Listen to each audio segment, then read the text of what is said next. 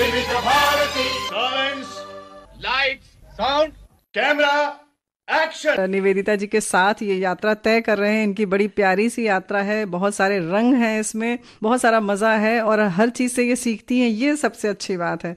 निवेदिता जी, एक बार फिर से हम कार्यक्रम में आपका स्वागत करते हैं। बहुत बहुत शुक्रिया यहाँ बुलाने के लिए तो मुझे। निवेदिता जी, जैसे कि आपका जो हमने यात्रा की बात की जी, तो शुरुआत तो आपकी स्टेज से हुई थी जी। अब आप ओटीटी तक पहुंच गई और ओटीटी बहुत बड़ा कैनवास होता है कि रंगमंच के लिए जब करते हैं तो रिहर्सल करते हैं, तो समय बहुत निकालना पड़ता है उसके लिए। जी बिल्कुल, मतलब वो एक कमिटमेंट हो जाता है जी। ऐसा भी हुआ है कि जैसे मैं ओटीटी प्लेटफॉर्म के लिए कुछ शोज में अभी भी मेरी शूटिंग चल रही है, तो उसमें ये है कि मेरे लिए अगर थिएटर की डेट्स हैं तो मैं उनको बताऊंगी, मैं बोलूंगी मैं नहीं आ सकती। अच्छा। और अच्छी बात यह है कि वो भी उतनी ही रिस्पेक्ट देते हैं। वो भी समझते हैं कि नहीं, नाटक है तो नाटक में तो हम कॉम्प्रोमाइज नहीं कर सकते, समझौता नहीं कर सकते, रिहर्सल जरूरी है। जी। तो क्या ओटीटी के लिए भी जब कोई प्रोजेक्ट्स होते हैं तो उसमें भी रिहर्सल होती है? डिपेंड करता है कि जो डायरेक्टर हैं उनका क्या अप्रोच है अच्छा टुवर्ड्स द शो।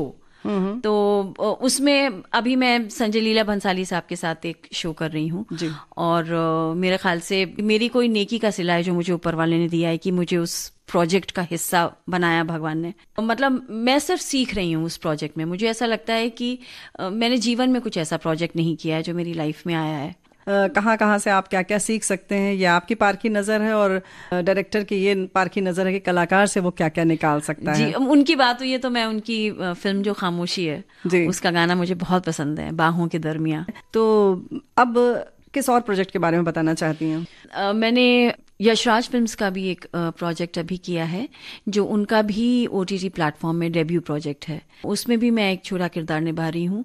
और एक और प्रोजेक्ट है जिसका पहला सीजन बहुत ही सक्सेसफुल था, स्कैम जी, और उसका जो दूसरा सीजन है स्कैम 2003, उसका भी मैं हिस्सा हूँ। और ये मेरे लिए बहुत गर्व की बात है क्योंकि मतलब मैं जब प्राइवेट चैनल्स में काम करती थी तो अब जो हेड कर रहे हैं समीर नायर सर और दीपक सहगल सर, उन्होंने जब मेरा ऑडिशन देखा तो वो बहुत खुश हुए और उन्होंने मैंने जैसा किया था मुझे भी मतलब अच्छा लगा था, तो उनको ये लगा कि मतलब उनके लिए ये था कि अरे ये एक्टिंग करती है क्योंकि अच्छा, उन्होंने वो मेरा रूप ही नहीं देखा था। हाँ। तो तब मतलब ऐसा हुआ कि मुझे जहां तक पता है कि तब मेरी शायद उनको नहीं पता था तो मेरी कास्टिंग हुई इसके लिए जी। तो वो एक बहुत मतलब ही दिल के करीब है। अच्छा, जो जी, मतलब होता है, हम लोग बॉम्बे में बहुत ऐसे लोग हैं, हम लोग सब गा सकते हैं, एक्टिंग कर सकते हैं और सब, लेकिन हमको पता नहीं रहता है। हमको जो भी एक दिशा मिल जाती है हम उसमें ही हमको, क्योंकि रोजी रोटी बहुत जरूरी चीज है सर्वाइव करने के लिए। तो अगर गाने में हमको लगा कि हाँ गाने से हमारे घर में कुछ पैसे आ रहे हैं तो हमको लगता है चलो गाना ही। लेकिन at the end of the day मुझे लगता है कि हम सब बॉम्बे में हर दूसरा आदमी उतना ही टैलेंटेड है। क्या बात है, ये बात बिल्कुल सही है। और जितना टैलेंट रहेगा उसी की कदर है और उसी का आपको पहचान मिलती है, उसी से जाहिर है कि फिर पैसा भी मिलता है। जी जी। ये तो हो गई रंगमंच की बात। आपने ओटीटी प्लेटफॉर्म पर भी काम किया, फिल्म भी की है आपने? फिल्म मैंने की है, 2 फिल्में करी, वो भी ओटीटी प्लेटफॉर्म के लिए है। पहली फिल्म मेरी थी धर्माटिक एंटरटेनमेंट के लिए, जो की थी मीनाक्षी सुंदरेश्वर। वो अभी उसको 1 साल हुआ है जी। तो वो एक बहुत ही अच्छा मेरा एक्सपीरियंस था। और मतलब धर्मा प्रोडक्शंस के साथ जुड़ना मेरे लिए बहुत ऑनर की बात है। उनके एक ऐसे प्रोजेक्ट का मैं हिस्सा बनी जो कि आज भी मतलब लोग बाग जब मुझसे मिलते हैं, मेरे फ्रेंड्स और मेरे पुराने जो भी मतलब मेरे शहर जब मैं जाती हूँ, they talk about this film कि आपने कितना बढ़िया उसमें, आप बहुत अच्छी लगी हैं इतने अच्छे कपड़े पहने आपने। हाँ, साड़ियाँ, हाँ, बड़ी सी बिंदी तो छोटी थी निवेदिता जी, क्या अभी भी स्टेज पर वो जो आप गाती थी उसे मिस करती हैं? बहुत ज्यादा।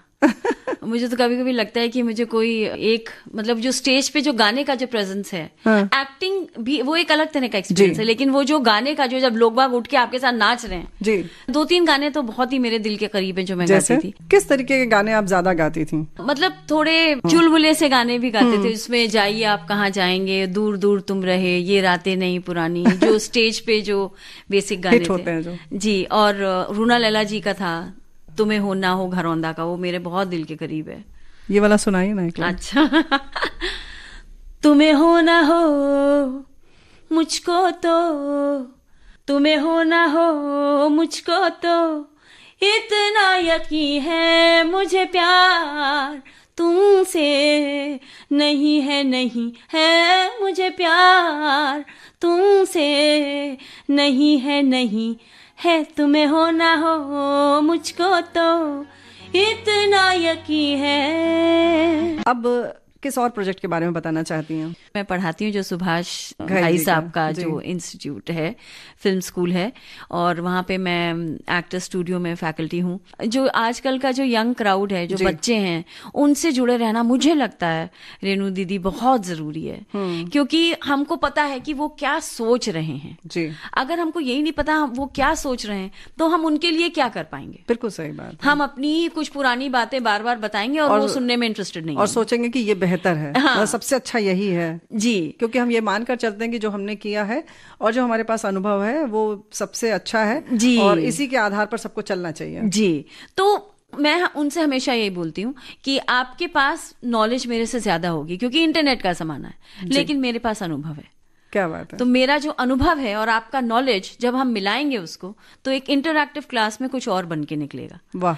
तो उस बात पे वो बच्चे, और अगेन मुझे ऐसा लगता है आई एम ब्लेस्ड कि वो बच्चे मुझे बहुत प्यार करते हैं, मैं उनको बहुत प्यार करती हूँ, और उनकी कोई भी ऐसी बात होती है तो मैं ऐसे हो जाती हूँ एकदम कि जैसे ओह अब क्या करें, कैसे इनकी प्रॉब्लम सॉल्व करें। So they are all lovely kids and बहुत अच्छा स्कूल है वो। मतलब मैं बहुत खुश होती हूँ। बहुत सारी शूटिंग से मैं लौट के उस स्कूल में जाती हूँ, मुझे लगता है मैं घर आ गई। तो वो 5 साल से मैं जुड़ी हुई हूँ उस इंस्टीट्यूशन से। तो उन्होंने एक फिल्म बनाई अभी एक प्लेटफॉर्म के लिए, तो 36 फार्म हाउस, तो उसमें संजय मिश्रा जी की मैं वाइफ बनी हूँ। वो एक बिल्कुल ही अलग किरदार है कि वो अच्छा। गांव की है और फिर कैसे कैसे वो गांव में आती है और देखती है उसका पति जो है उसको बेवकूफ बना के क्या कर रहा है। तो फिर वो उसको, इनफैक्ट एक सीन था जिसमें मुझे थप्पड़ मारना था संजय मिश्रा जी को। अच्छा। और मैं झिझकूं कि मैं इनको थप्पड़ कैसे मारूं। वो मुझसे कह रहे अरे तुम मारो ना जोर से। मैंने कहा नहीं सर मैं नहीं मार पाऊंगी। फिर हम लोगों ने कुछ ऐसा वर्कआउट किया जो कि वो सीन, और बहुत मजा आया उस सीन में। अच्छा। और सुभाष घई जी का मतलब मुझे फोन आया उनका और मुझसे कहते हैं कि एक फिल्म हम बना रहे हैं तो आप उसमें एक किरदार है वो करेंगी। तो मुझे थोड़ा तो मुझे लगा ये हेलो सर आप, हाँ सर आप सर बोल रहे हैं। उन्होंने बोला हाँ भाई मैं, तो मतलब जब बहुत बड़े लोग आप उनसे बात करने का मौका मिलता है या आप उनकी तरफ, हम देख के बड़े हुए हैं, उनकी फिल्में देखते थे तो हमको लगता था कि पता नहीं मतलब ये कोई और दुनिया है जिसको हम शायद कभी ना पहुंच पाए। लेकिन आज तो मैं उनके साथ जैसे मीटिंग्स होती हैं, उनके साथ बातचीत होती है, तो उनसे तो इतना सीखने को मिलता है और उनके पास इतनी स्टोरीज हैं हर फिल्म की कि वो शेयर करते हैं। तो हम लोगों को ऐसा लगता है कि हम उनकी हर बात से कुछ सीखने को मिल रहा है। जी, तो मतलब आप चौंक गई उस समय जिस समय फोन आया सुभाष घई का? बिल्कुल, मुझे लगा कि ये मेरे गलत नंबर तो नहीं मिला दिया या कोई और तो नहीं है? कोई और तो नहीं। उन्होंने बोला नहीं मैं आपसे ही बात कर रहा हूँ। तो फिर वो फिल्म हुई और बहुत अच्छा एक्सपीरियंस है। अरे वाह। और उनकी बेटी मेघना घई जी वो बहुत मतलब क्या बताऊं, मतलब मुझे लगता है कि अल्टीमेट मेरा दूसरा घर है ये। तो कैसे मैनेज कैसे करती हैं यहाँ पढ़ाना और शूटिंग अगर लगातार चल रही है तो? अभी तो वही हो रहा है क्योंकि ये प्रोजेक्ट चल रहा है मेरा जी। लेकिन वही मतलब स्कूल ने हमको बोला नहीं आप करिए प्रोजेक्ट। अच्छा। लेकिन हाँ जो आपका काम है वो आप कंप्लीट रखिए और हर तरह से कोऑपरेट अच्छा करते हैं। जी हर तरह से कि मतलब मैं अगर लेट आ रही हूँ तो मेरा काम पूरा होना चाहिए। और मेरी जो एचओडी है मतलब इट्स अ सपोर्ट सिस्टम जी, कि अगर आप ऐसा कोई प्रोजेक्ट कर रहे हैं मिलकर काम होता है जी सब कुछ। तो वो सपोर्ट करते हैं। तो वो एक बहुत बड़ी बात है, वो जी। एक अलग तरह का एक सपोर्ट सिस्टम है। तो निवेदिता भार्गव जो 2.5 साल की थी उन्होंने सारंगा गीत गाया था, वहां से यात्रा शुरू हुई थी। जी। तो यहाँ एक सारंगा वाला गीत सुनते हुए तब आगे बढ़ेंगे, फिर आगे बात करेंगे आपसे, बताएंगे कि और क्या क्या आप हैं और क्या आपको पसंद है। तो पहले 2 लाइन तो ये सुनेंगे तेरी याद में। ओके जी जी। सारंगा तेरी याद में नैन हुए बेचैन हो, सारंगा तेरी याद में नैन हुए बेचैन, मधुर तुम्हारे मिलन बिना दिन कटते नहीं रैन, हो सारंगा तेरी याद में। वही निवेदिता भार्गव जो गायिका भी हैं, अभिनय बहुत अच्छा करती हैं, क्रिएटिव डायरेक्टर रह चुकी हैं, OTT प्लेटफॉर्म पर काम किया, धारावाहिक में काम किया, निर्देशन किया उसका, मतलब पढ़ा भी रही हैं। कौन सा व्यक्तित्व, कौन सी वाली निवेदिता को पसंद है? एक हाउसवाइफ और एक माँ। क्या बात है, ये तो अभी तक बताया ही नहीं था। नहीं, मेरा घर सबसे पहले है। अच्छा। मेरा घर मतलब मेरे ख्याल से जो यहाँ का जो बॉम्बे का जो स्ट्रगल है जी। और जो चैलेंजेस हैं, मैं 96 में यहाँ आई थी, नेशनल स्कूल ऑफ ड्रामा। मेरा 96 में खत्म हुआ कोर्स और मैं सीधे यहीं बॉम्बे आ गई थी, शादी करके आई थी। अच्छा। और शादी भी मेरी बैचमेट से ही हुई है, संजीव विल्सन से। तो उसके बाद मैं यहाँ जब आ गई, फिर 98 में मेरे बच्चा हो गया।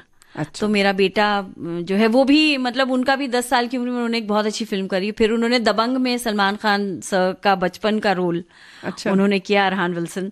तो अभी ये है कि मतलब 3 साल की उम्र में मुझे ऐसा लगता था, तब मैं एक प्राइवेट चैनल में काम करती थी, कि मैं कैसे मैनेज करूं। लेकिन मेरा परिवार हमेशा मेरे साथ खड़ा रहा। मेरे माँ बाप अब तो नहीं है इस दुनिया में, लेकिन और हम लोग 4 बहन भाई हैं। तो हम लोग आज भी एक दूसरे के लिए, किसी की कोई प्रॉब्लम होती है या कुछ ऐसा होता है तो हम आज भी कोई डिसीजन लेना होता है तो हम लोग सब लोग एक दूसरे से पूछते हैं और मतलब एक दूसरे के साथ जितना हो सकता है, वॉट एवर इज पॉसिबल, वो हम लोग एक दूसरे के लिए करते हैं।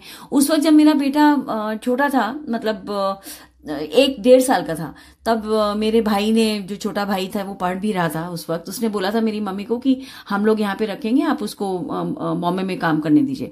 और तब मेरा बेटा जो है वो 1-1.5 साल का जो है 6 महीने के लिए मुझसे दूर रहा था और उन लोगों ने पूरा ख्याल रखा। लेकिन फिर मतलब बच्चा भी कितने, मैं भी नहीं रह पाती थी, तो फिर मैं उसको वापस ले आई। तो उस वक्त मुझे सपोर्ट किया मेरा भाई जो अभी आज वो भी मुंबई में है और उसका नाम ऋषि है। उस वक्त उसने साथ दिया। मेरी भाभी जो उससे जो बड़ा भाई है, उसकी जो वाइफ है, वो उस वक्त एक हाउसवाइफ ही थी। आज वो एक बहुत अच्छे स्कूल में प्रिंसिपल है और बहुत अच्छा काम कर रही है, नीलम नाम है उसका। They were all there for me at that point of time जब मुझे उनकी जरूरत थी। तो अगर परिवार आपका अच्छा हो और परिवार आपको सपोर्ट करता हो तो मेरे ख्याल से किसी चीज का डर नहीं होता है और आप हर चीज मैनेज कर लेते हो। तो मैं आज भी थैंकफुल हूँ भगवान को कि मुझे आपने ऐसे एक परिवार में आई वॉज बॉर्न जिसमें कि हम लोग सब आज भी बहुत एक दूसरे का ख्याल रखते हैं। और मेरी बहन भिलाई में है, वो भी हेड ऑफ द डिपार्टमेंट है, नम्रता नाम है उसका। मैं जरूर उसका नाम लेना चाहूंगी क्योंकि उसका जो कंट्रीब्यूशन है मेरे जीवन में वो बहुत बड़ा है।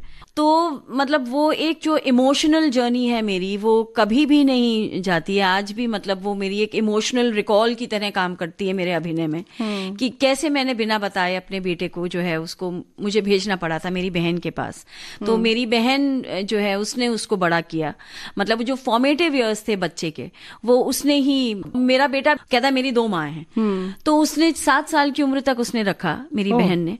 और उसके बाद फिर ऐसा टाइम आया जो मुझे उसको यहाँ लाना पड़ा। मुझे याद है यहाँ पे मतलब उसका स्कूल में एडमिशन के लिए लिटरली मैं स्कूल में जाके मैंने हाथ जोड़ के खड़ी हो गई थी क्योंकि मेरा बेटा यहाँ था नहीं और उसका एडमिशन नहीं होता तो वो कैसे आता यहाँ पे। तो मैं हाथ जोड़ के खड़ी हो गई स्कूल में प्रिंसिपल के आगे कि मेरा बेटा जो है प्लीज आप उसको ले लीजिए क्योंकि मैं 3 साल से अलग हूँ उससे। मैंने कहा वो गोल्ड मेडल मिला है उसको, ये मिला है, वो मिला है। तो वो ऐसी हो गई, उन्होंने कहा आप बिल्कुल चिंता मत करिए, हम उसको ले रहे हैं आप। तब मैं उसको यहाँ लेकर आई और तब भी उसको मैं छोड़ के जाती थी। मैं एकता जी के साथ काम करती थी, मेरा कुछ एज अ क्रिएटिव डायरेक्टर कुछ शो मैंने उनके साथ किया, एक शो। तो उनकी मीटिंग्स तो रात को ही होती हैं, 7 बजे से शुरू होता है और सुबह 7 बजे तक वो काम करती हैं। तो वो भी एक बहुत बड़ा लर्निंग एक्सपीरियंस था। एकता जी के साथ काम करना मतलब एक आई ओपनर था मेरे लिए जी। तो रात को बच्चे को मैं छोड़ के जाती थी और फिर सुबह आती थी, फिर 2 बजे जाना होता था। तो उसने वो पूरा जीवन देखा, उसके लिए भी उतना ही कष्टदायक था, लेकिन मैंने वो मैनेज किया क्योंकि मेरे लिए एक माँ हमेशा से पहले है और हमेशा पहले रहेगी। क्या बात अभी है? भी मैं अपना घर कभी ऐसा नहीं होता है जो मैं रात को शूटिंग से भी मैं लेट पहुंचती हूँ तो मैं देखती हूँ मेरा घर साफ है कि नहीं है क्योंकि मैं गंदगी में नहीं बैठ सकती हूँ। इनफैक्ट जो मेरे कॉलीग्स हैं वो मतलब वो मेरे टेबल के पास आने में 2 बार सोचते हैं कि हम इसके पास जाएंगे तो कहीं कुछ एक चीज इधर उधर हो गई तो ये हम लोगों की जान खा जाएगी। क्या बात है।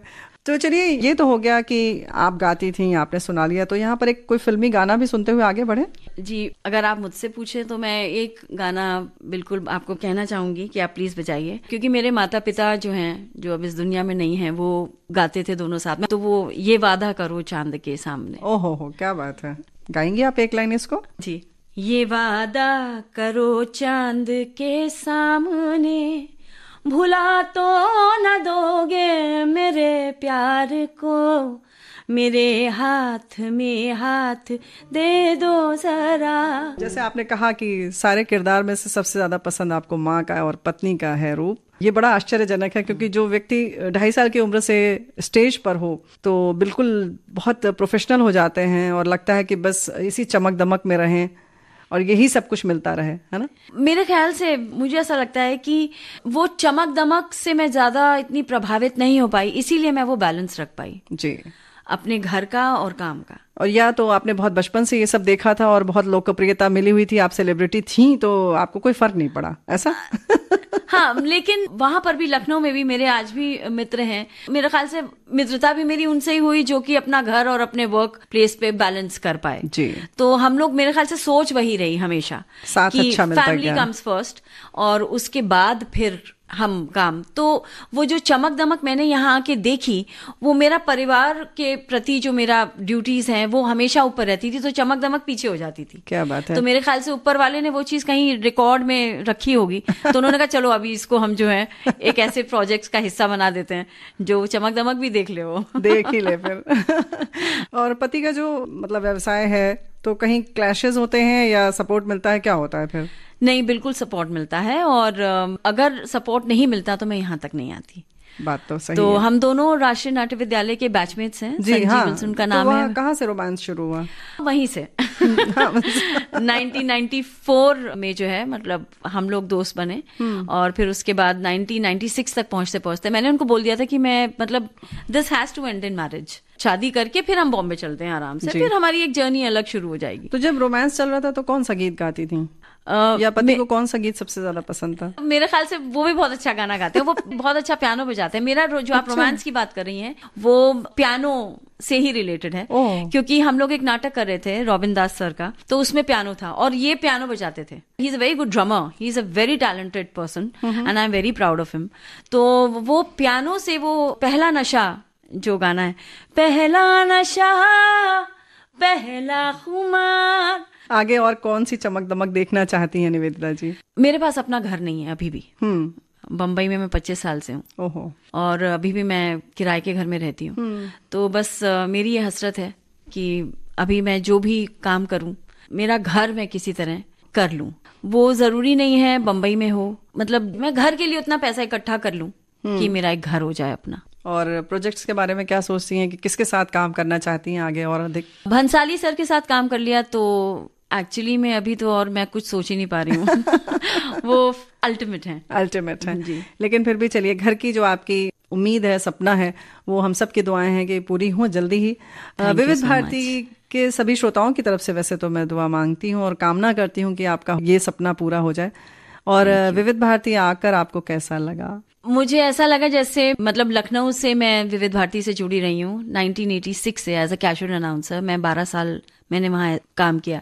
तो जैसा कि हम अभी बात भी कर रहे थे, मैं आपसे कह रही थी कि वो जो खुशबू है और वो जो टेक्सचर है स्टूडियोज का, वो मेरे जीवन में दोबारा। और मैं ये जरूर कहना चाहूंगी आपको कि मैं आज भी सखी सहेली 3 बजे से लेकर मेरा रेडियो ऑन हो जाता है। मैं काम करती हूँ, उसके बावजूद मेरा सखी सहेली नहीं बंद होता है। सुबह 7 बजे जो मेरा रेडियो विविध भारती शुरू होता है, वो रात के 11 साढ़े 11 बजे तक चलता रहता है। तो इससे ज्यादा और जुड़ाव मैं आपको क्या बता सकती हूँ। वो खुशबू है और वो चीजें हैं जो कि मैं कभी नहीं भूल सकती। यहीं से मैं पैदा यहीं हुई हूँ, मुझे ऐसा लगता है। जी, वो तो बात जाहिर है श्रोताओं आप समझ गए होंगे, मैंने सिर्फ इसीलिए पूछा और बता भी दूं बल्कि श्रोताओं को अपने। निवेदिता जी जिस समय आई वो इतनी खुश थी, उनको सच में लग रहा था कि एक बच्ची निवेदिता आ गई है अपने घर में, और इतना खुश थी कि बस वो हम महसूस कर सकते थे और बहुत अच्छा लगा।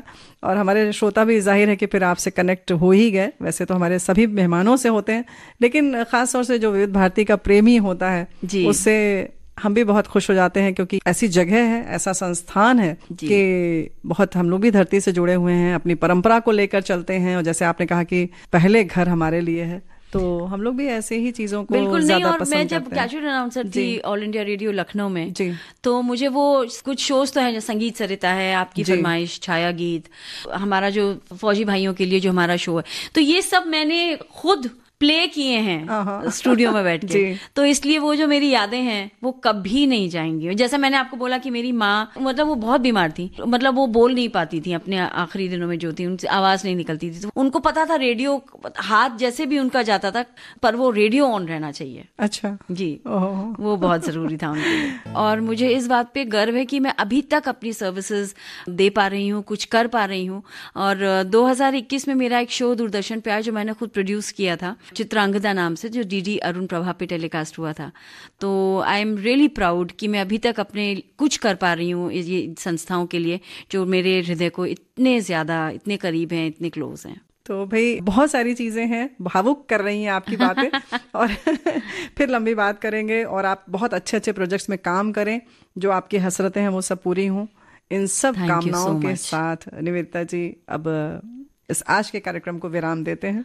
कैसे शुक्रिया अदा करूं आपका रेणु दीदी कि आपने मुझे यहाँ बुलाया। और मतलब मैंने सोचा नहीं था कि मैं जो कार्यक्रम खुद सुनती थी और आज उसी कार्यक्रम का आपने मुझे हिस्सा बनाया। I am so thankful and grateful to you. ये आपके काम ने बनाया है। और जैसा कि एक बात जो बहुत अच्छी आपकी लगी कि हर चीज़ से आप सीखती हैं और हर चीज़ को एक चुनौती के रूप में लेती हैं और आगे बढ़ती हैं। शायद इसलिए यहाँ तक की यात्रा आपने तय की और बहुत दूर तक जाएं और तमाम हमारे सभी श्रोता और हर व्यक्ति आपको पहचान